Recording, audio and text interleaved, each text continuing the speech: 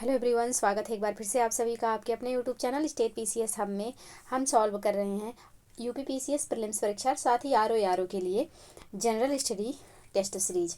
और ये जो सब्जेक्ट है ये हमारा ज्योग्राफी का सब्जेक्ट है। यहाँ पे जो इंपॉर्टेंट क्वेश्चन बन सकते हैं उनको हमने यहाँ पे लिया हुआ है और इसको हम बाय मैप सॉल्व करेंगे, यानी कि जहाँ जहाँ भी हमें मैप की ज़रूरत होगी वो हम यहाँ पे देखते हुए चलेंगे ताकि क्वेश्चन हमको अच्छे से समझ में आए और क्वेश्चन के साथ ही साथ वो प्लेस हमें भारत में कहाँ पे है वो हमें विजुलाइज हो सके। तो चलिए आगे बढ़ते हैं और सॉल्व करते हैं अपना एक टेस्ट सीरीज स्टार्ट करने से पहले आप लोगों से रिक्वेस्ट है कि चैनल पे यदि नए हैं तो चैनल को प्लीज़ सब्सक्राइब कर लीजिए, साथ ही बेल आइकन को प्रेस कर लीजिए ताकि कोई भी वीडियो चैनल पे अपलोड हो तो सबसे पहले नोटिफिकेशन आपको प्राप्त हो। साथ ही वीडियो को लाइक एवं शेयर करना ना भूलिएगा। तो चलिए स्टार्ट करते हैं अपना आज का ये टेस्ट सीरीज। इसके पहले हमने 2 टेस्ट सॉल्व कर लिए हैं, उन दोनों वीडियो चैनल पर अपलोड है। अगर अभी तक आपने नहीं देखा है तो जाके देखिए और उसके बाद इस टेस्ट को ज़रूर सॉल्व करिए। तो चलिए स्टार्ट करते हैं। यहाँ पे पहला प्रश्न है कि निम्नलिखित युग्मों पर विचार कीजिए। एक तरफ यहाँ पे पहाड़ियाँ दिया हुआ है और दूसरी तरफ दिया हुआ है क्षेत्र। तो ये प्रश्न है, इसको हम यहाँ पे सॉल्व करेंगे। नीचे ऑप्शन दिया हुआ है तो पहाड़ियाँ और क्षेत्र दिया हुआ है। तो कार्डमम पहाड़ियाँ यहाँ पे दिया हुआ है कि कोरोमंडल तट, कैमूर पहाड़ियाँ कोंकण तट, महादेव पहाड़ियाँ मध्य भारत, मिकिर पहाड़ियाँ पूर्वोत्तर भारत। अब यहाँ पे नीचे पूछा गया है ऑप्शन में कि उपयुक्त युग्मों में से कौन से सुमेलित हैं, यानी कि कौन सा इसमें ऐसा है जो कि सही सुमेलित है।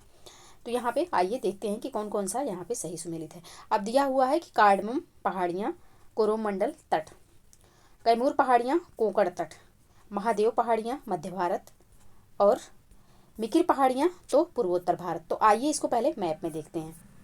तो ये रहा मैप में देखते हैं। यहाँ पे पूछा था कॉर्डमम यहाँ पे पूछा था कि कोरोमंडल तट। तो आप यहाँ पे नीचे देख पा रहे होंगे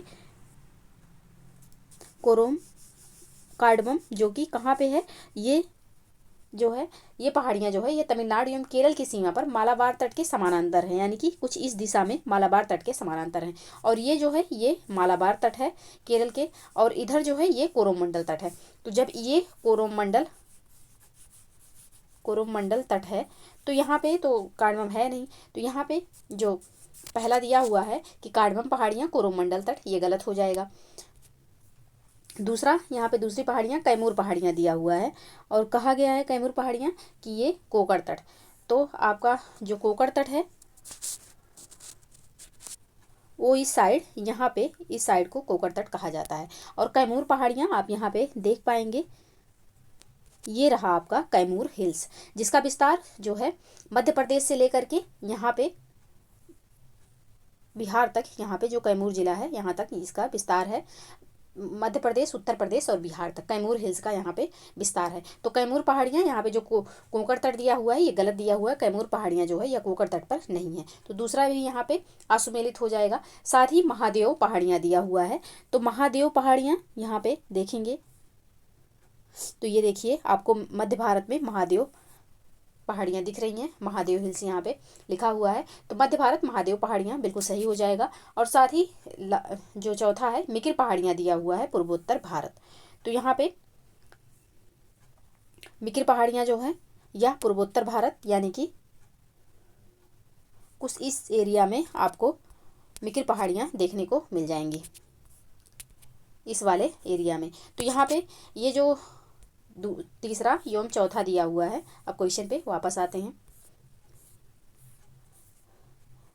तो यहाँ पे महादेव पहाड़ियाँ मध्य भारत हमने अभी देखा और मिकिर पहाड़ियाँ पूर्वोत्तर भारत, ये दोनों सही सुमेलित हैं। बाकी कार्डमम पहाड़ियाँ कोरोमंडल तट नहीं, ये मालाबार तट के समानांतर हैं। कैमूर पहाड़ियाँ कोंकण तट पर नहीं है, ये मध्य भारत में स्थित है। और कैमूर पहाड़ियों के तहत कौन कौन से 3 राज्य हैं, तो मध्य प्रदेश हो जाएगा आपका, और उत्तर प्रदेश हो जाएगा, साथ ही बिहार हो जाएगा। तो यहाँ पे पहला दूसरा गलत है, तीसरा चौथा सही है। और यहाँ पे पूछा गया था कि कौन सा सही सुमेलित है, तो यहाँ पे तीसरा चौथा इसका सही आंसर हो जाएगा, यानी कि ऑप्शन सी। नेक्स्ट प्रश्न है, जब आप हिमालय की यात्रा करेंगे तो आप निम्नलिखित को देखेंगे: गहरे खड्ड, यू घुमाव वाले नदी मार्ग, समानांतर पर्वत श्रेणियाँ और साथ ही भूस्खलन के लिए उत्तरदायी तीव्र ढाल प्रवणता। तो यहाँ पे उपयुक्त नीचे दिया हुआ है फिर कि उपयुक्त में से कौन से हिमालय के तरुण वलित पर्वत यानी कि नवीन मोड़दार पर्वत के साक्ष्य कहे जा सकते हैं? कौन कौन से इसमें साक्ष्य कहे जा सकते हैं? तो इसमें से जो है गहरे खड्डे, घुमावदार यू आकार के घुमाव वाले नदी मार्ग, साथ ही समानांतर पर्वत श्रेणियां और भूस्खलन के लिए उत्तरदायी तीव्र ढाल प्रवणता, ये चारों जो यहाँ पे उदाहरण हैं, ये चार के चारों जो है हिमालय के वलित पर्वत के साक्ष्य कहे जा सकते हैं। तो ऑप्शन डी यहाँ पे बिल्कुल सही आंसर हो जाएगा। ये चारों जो हैं ये साक्ष्य है किसका? तो हिमालय के नवीन वलित पर्वत होने का। तो ऑप्शन डी यहाँ पे सही आंसर हो जाएगा। नेक्स्ट प्रश्न है,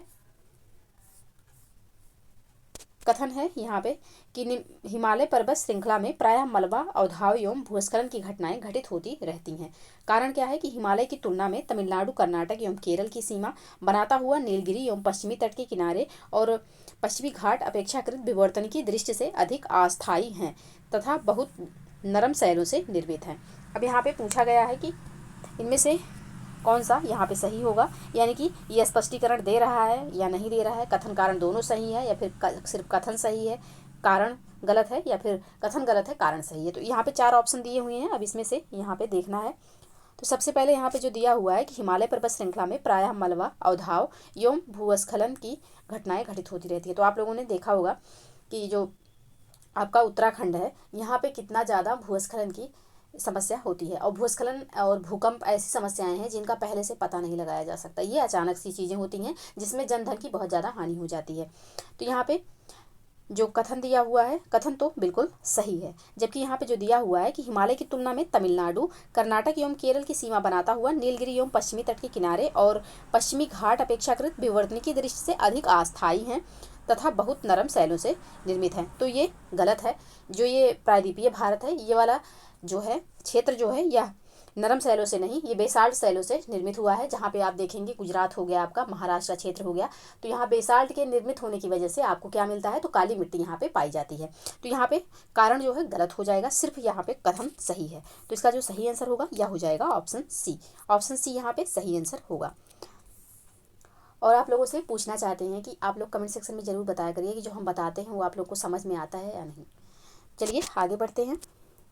तो यहाँ पे क्वेश्चन नंबर 4 है, और यहाँ पे पूछा गया है कि भूवैज्ञानिक संरचना व शैल समूह की भिन्नता के आधार पर भारत को किन किन भूवैज्ञानिक खंडों में विभाजित किया जाता है जो भौतिक लक्षणों पर आधारित है।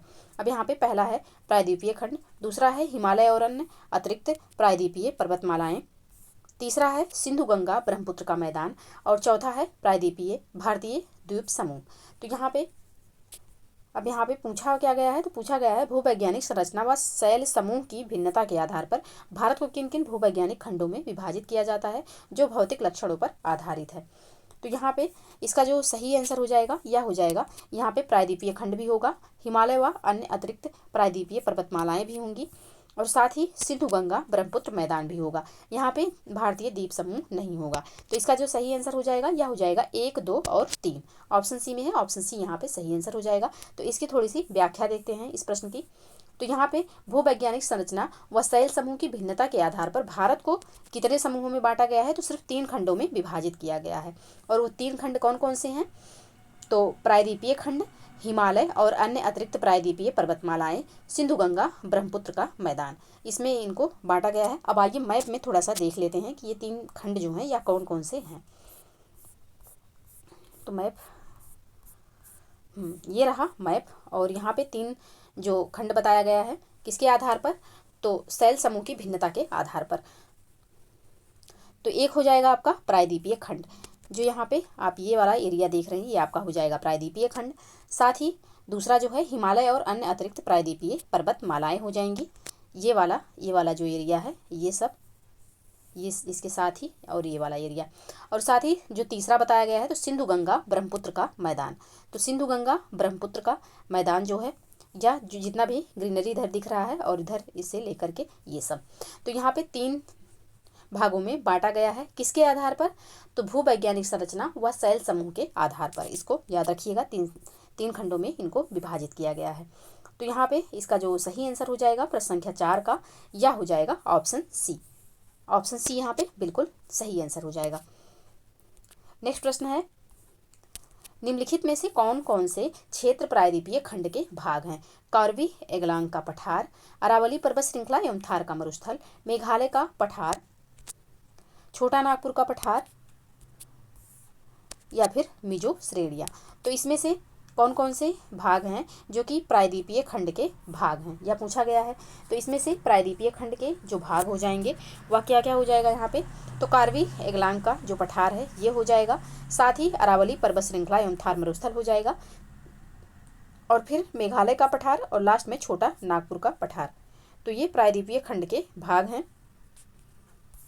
यहाँ पे मिजो श्रेणियाँ जो दी गई हैं ये प्रायद्वीपीय खंड का भाग नहीं है।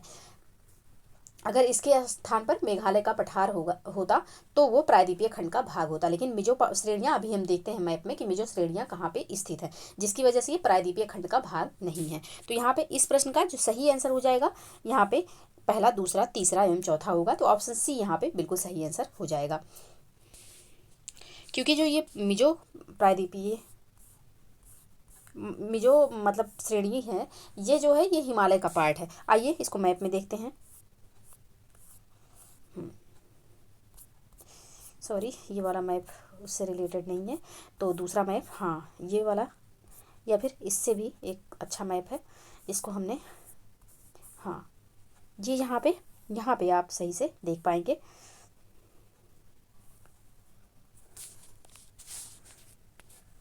तो ये रही आपकी मिजो हिल्स जो कि मिजोरम में स्थित है। ये देखिए, ये आपकी मिजो हिल्स है जो कि मिजोरम में स्थित है। ये प्रायद्वीपीय जो है प्रायद्वीपीय भाग का ये हिस्सा नहीं है। तो यहाँ पे मिजो हिल्स इधर एकदम से पूर्वोत्तर भारत में, और ये जो हिमालय पर्वत श्रृंखला है जो कि यहाँ से पूरा ऐसे विस्तृत है, और फिर लास्ट में ये इधर मुड़ गई है। तो मिजो हिल्स जो है ये हिमालय का पार्ट है, इसको आप लोग याद रखिएगा। साथ ही आपका मेघालय का पठार जो कि यहाँ पे है, और अरावली पर्वत श्रृंखला यहाँ पे आपका, और छोटा नागपुर का पठार इस साइड में, ये सब जो है क्या है, तो ये सब प्रायद्वीपीय भारत के भाग हैं। तो यहाँ पे इसका जो सही आंसर हो जाएगा यह हो जाएगा ऑप्शन सी।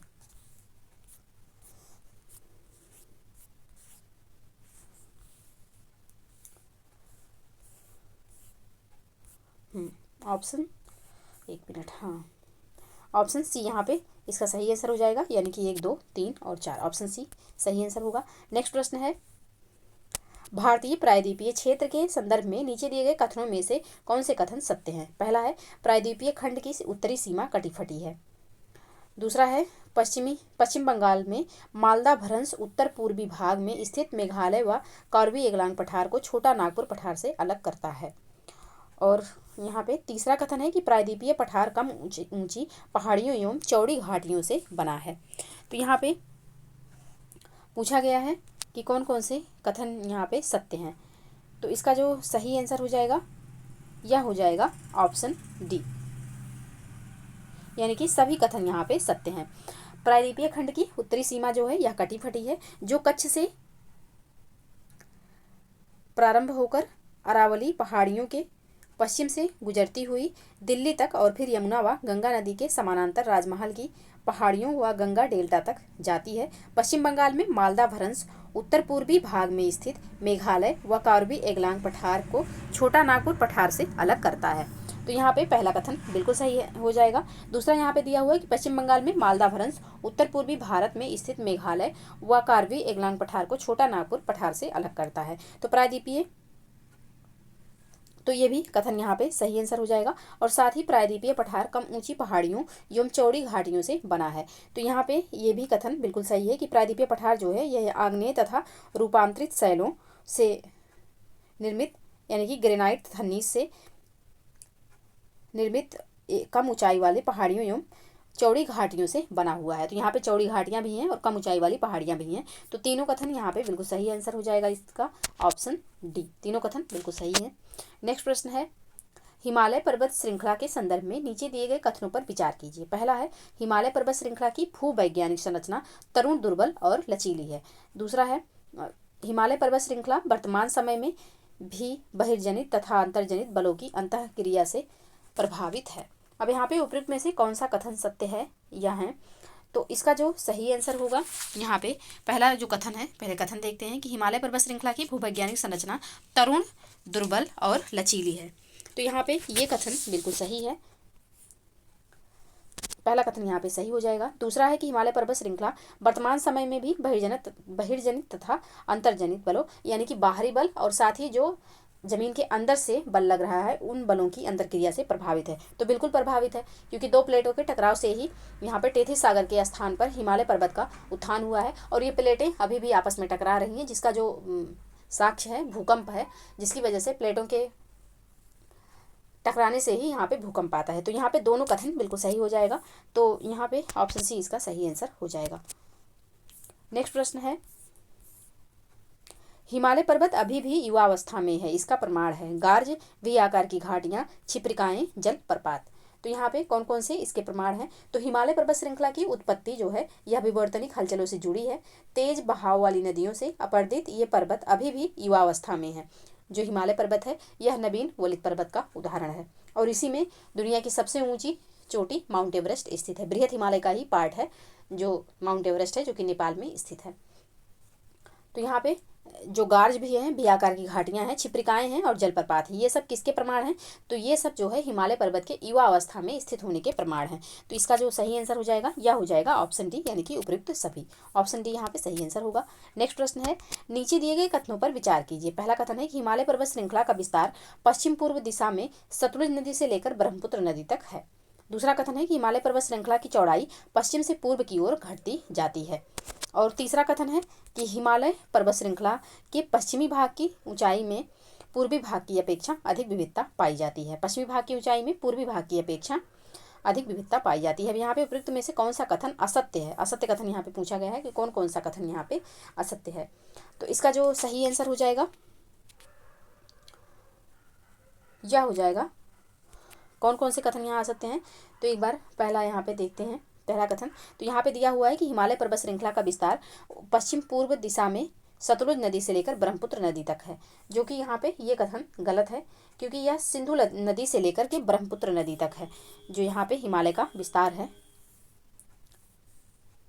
तो हिमालय पर्वत श्रृंखला पश्चिम में पूर्व दिशा में सिंधु, यहाँ पे इंडस रिवर है, जो ये वाली रिवर इंडस रिवर यहाँ से लेकर के और ब्रह्मपुत्रा तक, यानी कि ये वाली रिवर जो ये आ रही है ये ब्रह्मपुत्रा है और साथ ही ये वाली नदी जो गई है ये इंडस यानी कि सिंधु नदी है। तो यहाँ से लेकर के यहाँ तक जो है इसका विस्तार है, सतलुज से लेकर के नहीं, सिंधु नदी से लेकर के। तो यहाँ पे पहला कथन गलत हो जाएगा। दूसरा है कि हिमालय पर्वत श्रृंखला की चौड़ाई पश्चिम से पूर्व की ओर घटती जाती है। तो आप खुद ही देख सकते हैं पश्चिम में इसकी चौड़ाई जो है यह कुछ इतना है और यहाँ पे आके ये काफ़ी सिमट सी गई है। तो यहाँ पे बिल्कुल जो दूसरा कथन दिया हुआ है ये बिल्कुल सही हो जाएगा। तीसरा कथन है कि हिमालय पर्वत श्रृंखला के पश्चिमी भाग की ऊंचाई में पूर्वी भाग की अपेक्षा अधिक विविधता पाई जाती है।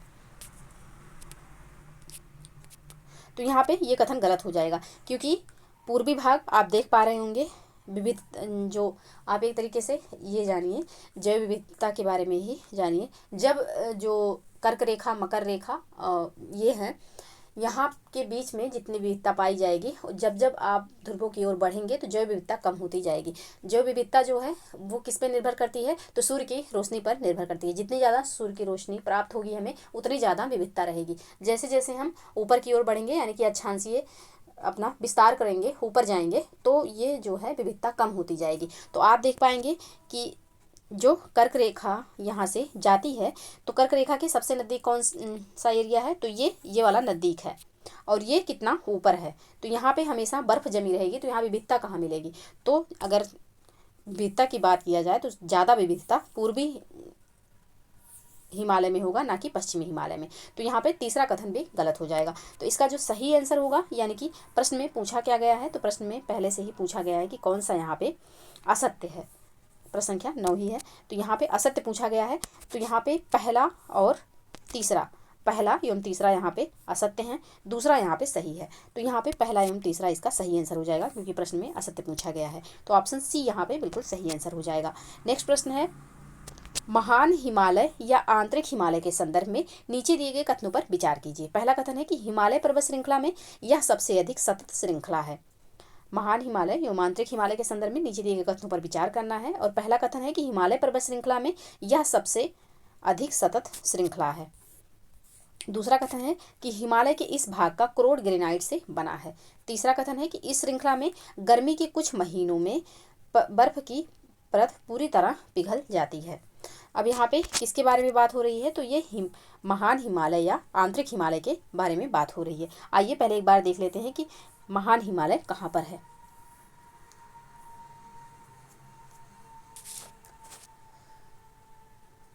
तो ये वाला जो पार्ट है, ये रहा आपका महान हिमालय, ये महान हिमालय है।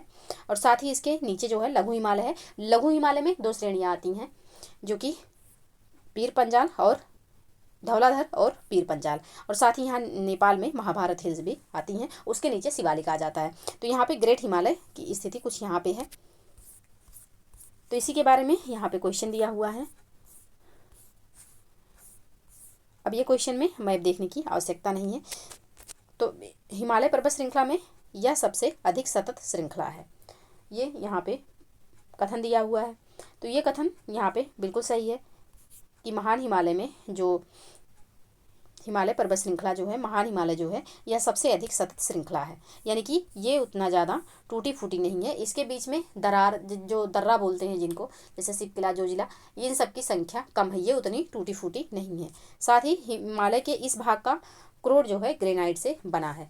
तो हिमालय के इस भाग का क्रोड जो है ग्रेनाइट से बना है, ये भी कथन यहाँ पे सही है। साथ ही इस श्रृंखला में गर्मी के कुछ महीनों में बर्फ की परत पूरी तरह से पिघल जाती है, जो कि गलत है। क्यों गलत है? क्योंकि यहाँ पे जो है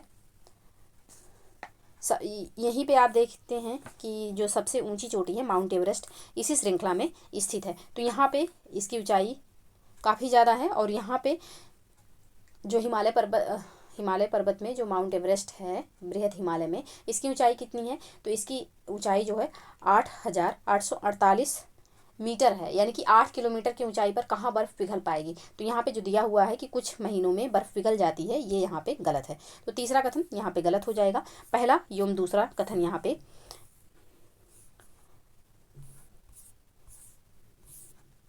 पहला एवं दूसरा कथन यहाँ पे सही है और तीसरा कथन यहाँ पे गलत हो जाएगा। तो आइए थोड़ा सा इसका व्याख्या देखते हैं। तो हिमालय पर्वत श्रृंखला के सबसे उत्तरी भाग में स्थित पर्वत श्रृंखला को महान हिमालय या आंतरिक हिमालय कहते हैं, जो कि सबसे अधिक सतत श्रृंखला है। इसमें 6,000 मीटर की औसत ऊंचाई वाले सर्वाधिक ऊंचे शिखर हैं, जैसे माउंट एवरेस्ट, कंचनजंगा, नंगा पर्वत आदि। महान हिमालय की वलय की प्रकृति असीमित है। हिमालय के इस भाग का क्रोड ग्रेनाइट से बना है। यह श्रृंखला हमेशा बर्फ से ढकी रहती है तथा इससे बहुत सी हिमानियों का प्रवाह होता है। इस कारण इसे हिमाद्री भी कहा जाता है। तो महान हिमालय को हिमाद्री भी कहा जाता है। और यहाँ पे जो तीसरा कथन दिया हुआ है कि कभी कभी यहाँ पे बर्फ जो है यह पिघल जाती है, तो गलत है। तीसरा गलत है, पहला दूसरा सही है। तो इसका जो सही आंसर हो जाएगा यह हो जाएगा ऑप्शन ए। नेक्स्ट प्रश्न है, हिमालय पर्वत श्रृंखला के निम्नलिखित में से कौन कौन से शिखर महान हिमालय यानी कि ग्रेट हिमालय में स्थित हैं? Mount Everest, K2, Dhaulagiri, Nanda Devi, Namcha, Barwa. तो कौन कौन से इसमें से ऐसे हैं जो कि महान हिमालय में स्थित हैं? तो माउंट एवरेस्ट अभी हम बताएं, माउंट एवरेस्ट स्थित है। और कौन सी? तो माउंट एवरेस्ट हो जाएगा, धौलागिरी हो जाएगा, साथ ही यहाँ पे माउंट एवरेस्ट, धौलागिरी,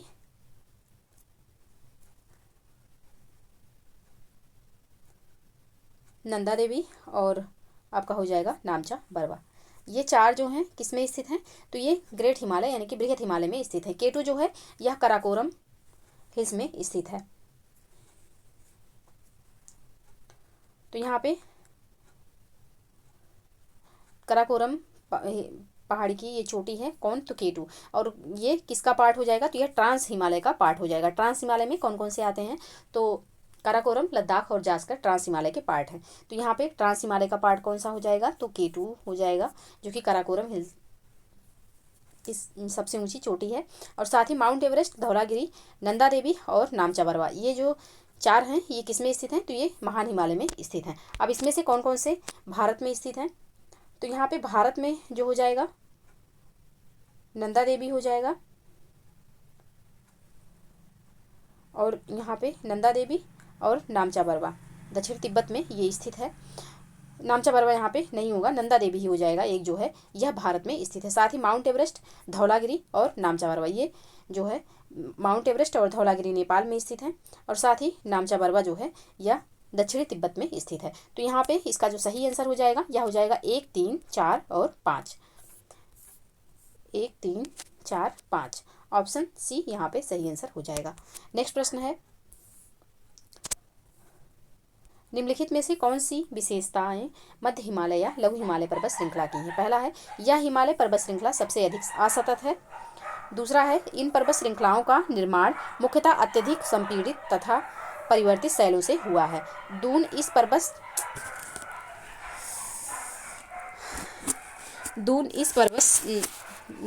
इस पर्वतीय क्षेत्र की प्रमुख विशेषता है। तो यहाँ पे कौन सा, यहाँ पे कूट के माध्यम से कौन कौन सी विशेषताएं हैं किसकी, तो लघु पर्वत श्रृंखलाओं की।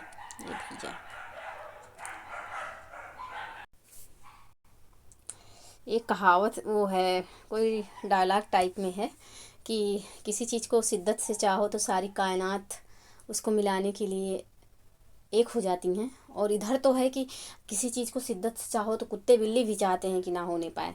रात की बज रहे हैं 2 और अभी भी एकदम तांडव चल रहा है। तो कोई नहीं, चलिए आगे बढ़ते हैं। और यहाँ पे किसके बारे में बात है, तो निम्नलिखित में से कौन सी विशेषताएं मध्य हिमालय या लघु हिमालय पर्वत श्रृंखला की हैं? पहला है, यह हिमालय पर्वत श्रृंखला सबसे अधिक असतत है। दूसरा है, इन पर्वत श्रृंखलाओं का निर्माण मुख्यतः अत्यधिक संपीड़ित तथा परिवर्तित शैलों से हुआ है। तीसरा है कि दून इस पर्वतीय क्षेत्र की प्रमुख विशेषता है। तो यहाँ पे कौन कौन से लघु हिमालय पर्वत श्रृंखला की विशेषता होगी, तो इसका जो यहाँ पे पहला है कि यह हिमालय पर्वत श्रृंखला की सबसे असतत श्रृंखला है, बिल्कुल सही है। अभी हमने पहले इसके पढ़ा, एक प्रश्न सॉल्व किया जिसमें दिया था कि बृहत हिमालय जो है सबसे सतत श्रृंखला है। तो वहाँ पे जानते रहिएगा, बृहत हिमालय जो है सबसे सतत श्रृंखला है, जबकि लघु हिमालय जो है या हिमालय पर्वत श्रृंखला का सबसे असतत जो है श्रृंखला है। तो यहाँ पे पहला कथन बिल्कुल सही हो जाएगा। दूसरा, यहाँ पे जो विशेषता दी हुई है कि इन पर्वत श्रृंखलाओं का निर्माण मुख्यतः अत्यधिक संपीड़ित तथा परिवर्तित शैलों से हुआ है। तो यहाँ पे दूसरा कथन भी बिल्कुल सही हो जाएगा। अब तीसरा जो है कि दून इस पर्वतीय क्षेत्र की प्रमुख विशेषता है, तो यहाँ पे गलत हो जाएगा। दून जो है यह शिवालिक पर्वत श्रृंखला में पाए जाते हैं, ना कि लघु हिमालय पर्वत श्रृंखला में। अब याद रखिएगा कि लघु हिमालय में हमने 2 श्रेणियां बताई है। लघु हिमालय में कौन कौन से आते हैं, तो पीर पंजाल और धौलाधर। पीर पंजाल और धौलाधर जो है इसमें जितनी विशेषताएं पाई जाएंगी ये लघु हिमालय की मानी जाएंगी, जबकि शिवालिक जो है यह लघु हिमालय से अलग है। तो दून जो है यह विशेषता किसकी है, तो ये शिवालिक हिमालय की है। तो दून यहाँ पे हट जाएगा, तीसरा यहाँ पे गलत हो जाएगा। पहला एवं दूसरा कथन यहाँ पे बिल्कुल सही होगा। तो ऑप्शन ए इसका सही आंसर हो जाएगा। आप लोग मैप में देखना चाहें तो शिवालिक हम आपको दिखा देते हैं। शिवालिक यहाँ पे आपको, हाँ ये देखिए, शिवालिक जो है सबसे बाहरी दिया हुआ है। शिवालिक के बाद जस्ट आ जाता है उत्तर भारत का मैदानी क्षेत्र आ जाता है, यानी कि ट्रांस हिमालय, ग्रेट हिमालय, फिर लघु हिमालय हो जाएगा। लघु हिमालय में 2 श्रेणियाँ आएंगी आपकी, पीर पंजाल और धौलाधर, और फिर यहाँ पे शिवालिक आ जाएगा। तो इसको याद रखिएगा सीक्वेंस से, उत्तर से दक्षिण के क्रम में। उत्तर से दक्षिण के क्रम में सबसे लास्ट में अगर पर्वतीय क्षेत्र में देखा जाए तो शिवालिक सबसे लास्ट में आता है, इसको याद रखिएगा। तो यहाँ पे इसका जो सही आंसर हो जाएगा यह हो जाएगा 1 एवं 2। 1 एवं 2 इसका सही आंसर हो जाएगा, प्रश्न संख्या 12 का। ऑप्शन ए यहाँ पे सही आंसर होगा। नेक्स्ट प्रश्न है, लघु हिमालय या हिमाचल हिमालय के अंतर्गत कौन कौन सी पर्वत श्रृंखला सम्मिलित हैं? धौलाधर, पीर पंजाल, महाभारत, जास्कर। तो यहाँ पे इसका जो पूछा गया है कि लघु हिमालय या हिमाचल हिमालय के अंतर्गत कौन कौन सी पर्वत श्रृंखलाएं हैं, तो यहाँ पे धौलाधर भी आ जाएगी, पीर पंजाल भी और महाभारत भी। महाभारत कहाँ पे, तो महाभारत नेपाल में है।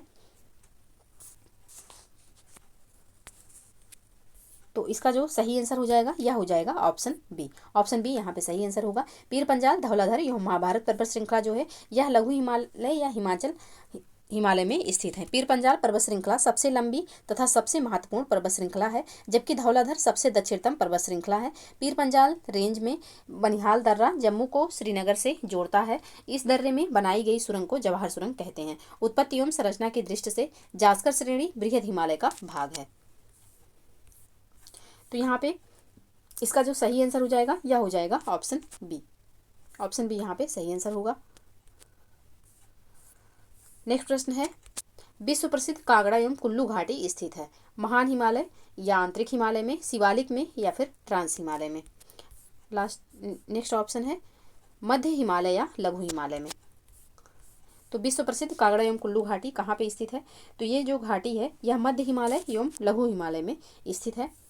ऑप्शन डी यहाँ पे सही आंसर हो जाएगा। ऑप्शन डी यहाँ पे सही आंसर होगा। यहाँ पे मैप जो है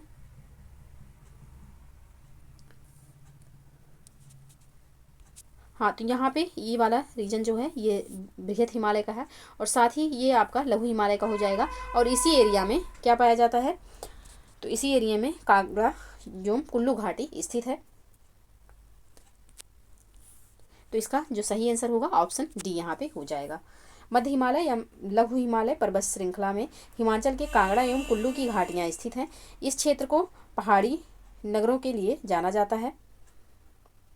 मसूरी, नैनीताल एवं रानी खेत जैसे पर्यटन स्थल भी लघु हिमालय के अंतर्गत आते हैं। तो ऑप्शन डी यहाँ पे सही आंसर हो जाएगा। ये मध्य हिमालय को ही क्या कहा जाता है? तो लघु हिमालय कहा जाता है। तो ये लघु हिमालय वाले क्षेत्र में पाए जाते हैं इस साइड, ये बृहद हिमालय है।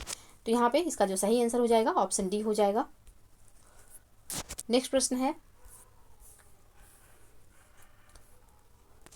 निम्नलिखित में से कौन सी पर्वत श्रेणियां कश्मीर हिमालय के अंतर्गत आती हैं? काराकोरम, लद्दाख, जास्कर, पीर पंजाल। तो इसमें से कौन कौन सी कश्मीर हिमालय के अंतर्गत आती हैं? तो इसमें से जो है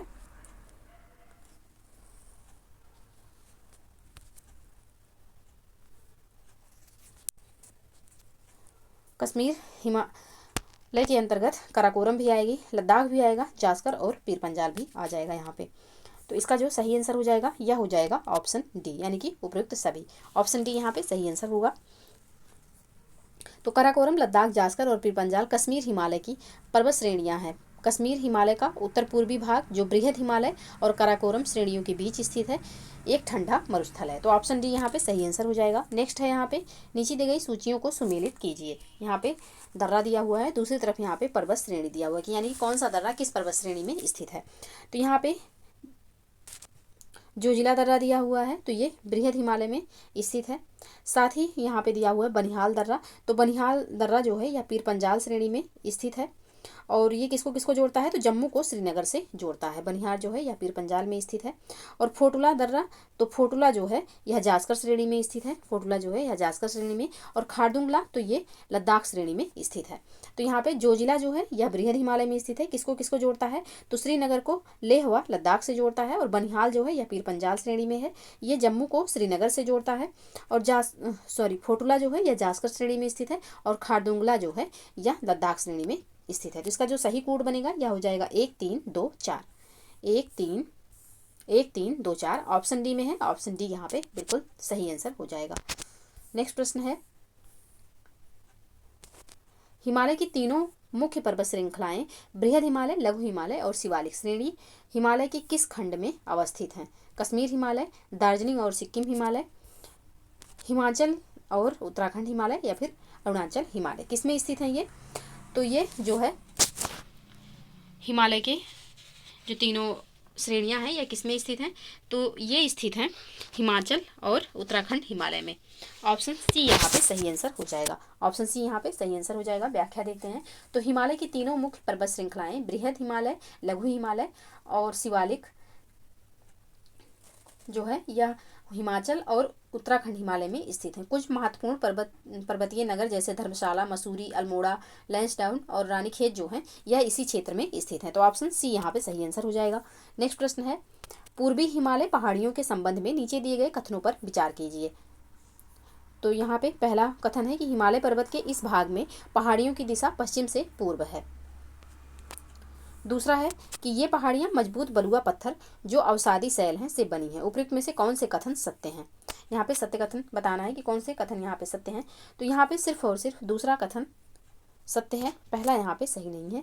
तो यहाँ पे दूसरा इसका कथन जो है सही है, पहला यहाँ पे गलत हो जाएगा। क्योंकि हिमालय पर्वत श्रृंखला के पूर्वी भाग में स्थित पहाड़ियों की दिशा जो है यह उत्तर से दक्षिण के क्रम में है, ना कि पश्चिम से पूर्व की ओर। तो यहाँ पे पहला कथन गलत हो जाएगा। दूसरा यहाँ पे है कि ये पहाड़ियाँ मजबूत बलुआ पत्थर और अवसादी शैल से बनी हुई हैं। तो यहाँ पे ये कथन यहाँ पे बिल्कुल सही हो जाएगा कि ये पहाड़ियाँ जो है बलुआ पत्थर और अवसादी शैल से बनी है। तो दूसरा कथन यहाँ पे सही है, पहला गलत है। तो इसका जो सही आंसर हो जाएगा ऑप्शन बी हो जाएगा।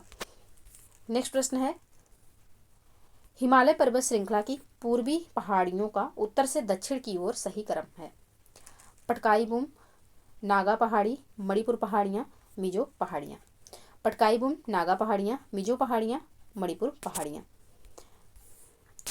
अब पटकाई बूम, मिजो पहाड़ियाँ, नागा पहाड़ियाँ, मणिपुर पहाड़ियाँ, या फिर पटकाई बूम, मणिपुर पहाड़ियाँ, नागा पहाड़ियाँ, मिजो पहाड़ियाँ। अब इसमें जिसको उत्तर मतलब पूर्वोत्तर भारत का मैप याद होगा, यानी कि कौन सा स्टेट कहाँ पर है, कौन ऊपर है कौन नीचे है, तो यहाँ पे जो पहाड़ियों के नाम दिए हुए हैं मैक्सिमम जो है राज्य के नाम से ही यहाँ पे दिया हुआ है। जैसे मिजोरम, नागा नागालैंड और मणिपुर तो मणिपुर राज्य से इनका नामकरण किया गया है। तो यहाँ पे इसका जो सही आंसर हो जाएगा यह हो जाएगा आपका ऑप्शन ए, यानी कि पटकाई बूम, नागा पहाड़ियाँ, मणिपुर पहाड़ियाँ और फिर मिजो पहाड़ी। इसको हम मैप में देखेंगे।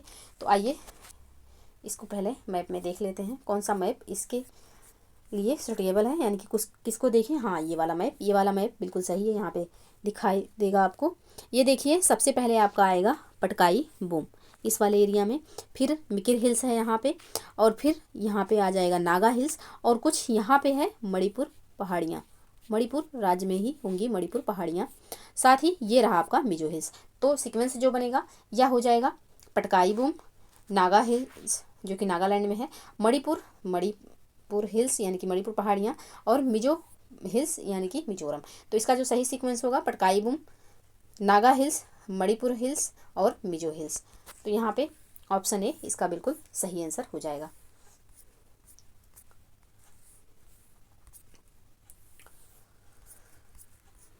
ऑप्शन ए यहाँ पे सही आंसर हो जाएगा। ये सब प्रश्न जो हैं समझ लीजिए बहुत ही ज़्यादा इंपॉर्टेंट है, इनको ध्यान से देख के अच्छे से तैयार कर लीजिएगा। हर एग्ज़ाम में इनके पूछे जाने के चांसेस मैक्सिमम रहते हैं इंडियन ज्योग्राफी से। चलिए नेक्स्ट प्रश्न है यहाँ पे, उत्तर पूर्व के किस राज्य को मेलेसिस बेसिन कहा जाता है? नागालैंड, मिजोरम, मणिपुर या फिर त्रिपुरा। तो मेलेसिस बेसिन किसको कहा जाता है? तो ये कहा जाता है मिजोरम को।